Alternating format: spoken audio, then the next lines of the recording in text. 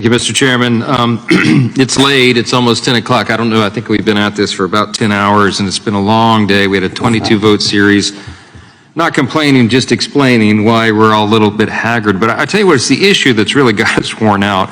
And I just genuinely wanted to ask a question of my colleagues here, because both of you are here in good faith, and I respect you as individuals. And I wanted to ask you a question, what my constituents asked me. Could the Democrats in charge, and certainly Democrats here with jurisdiction over the border, could they really be in favor of an open border? And I'm asking you honestly and in good faith. Can I ask, Mr. Chairman, you're from New York. Thanks to New York City's council, beginning January 9th, 2023, more than 800,000 non-citizens will be eligible to vote in municipal elections in New York. Do you agree with that policy? No, non-citizens will not be eligible to vote in New York. They never have been. Well, they were in the 19th century eligible to vote in New York. Well, no, this is a recent action. It was just passed in December. No, that is not correct. Non-citizens have not been eligible to vote in New York, or as far as I know, in any other state since the 19th century. That's not true. The New York City Council voted in December to allow this. It begins January 9, 2023. Cities in Vermont and Maryland already allow this, and similar measures are under consideration in Illinois, Maine, and Massachusetts right now. If the gentleman will yield? Yes. I believe those are considerations of allowing votes in municipal elections only. Right, but thank you. That's the point.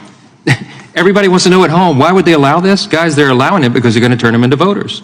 They already are doing this in New York City, largest city in America, and this is the plan of our friends on this side to turn all the illegals into voters. That's it, folks. That's what's going on.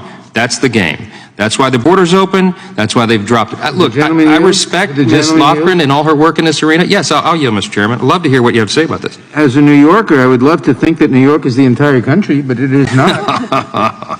It is not, and consideration is being given to permitting non-citizens to vote in New York, and I believe in the capital city of Vermont. I forget which that is. But as much as I'd like to believe it, New York and Vermont are not the entire country. But, Mr. Chairman, that's the whole point. This is what's going on, folks, at home. If you're trying to figure this out, if you're scratching your heads, you're seeing the video, you see droves of people, 2.4 million people coming over the border illegally, the president allowing, the Democrats in charge of Congress are allowing it. The deal is they're going to turn them into voters. You just heard it. They don't have any problem with that. They celebrate it. Here's the deal. We have a problem with it. The Constitution has a problem with it. American elections should be decided by American citizens. That's it. That's what this is about. That's why we're jumping up and down and screaming, my friends on the video who are commenting about this. That's why we're so upset, because our constituents are frightened that we are losing our country. We're losing our security, we're losing our sovereignty, because we're going to allow people from 160 different countries around the world to come in here and decide our elections. That's it. Here it is on record. You all heard it. I'm out of time. I yield back. Who's been in New York City for just 2 months, has been arrested and released 6 times for 14 crimes, most of them violent. Anchor at Fox News at night, Trace Gallagher is here with the latest. Trace. Hey, Jesse, his name is Daniel Hernandez Martinez from Venezuela. He got to New York June 27th and began committing crimes June 28th.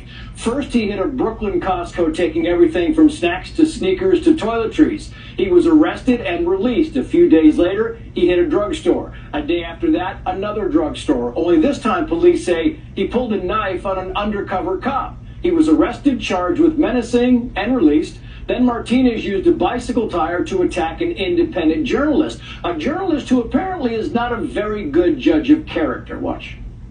So this is the guy that I treated nicely and told everybody, hey, don't judge everybody badly. This is a nice guy.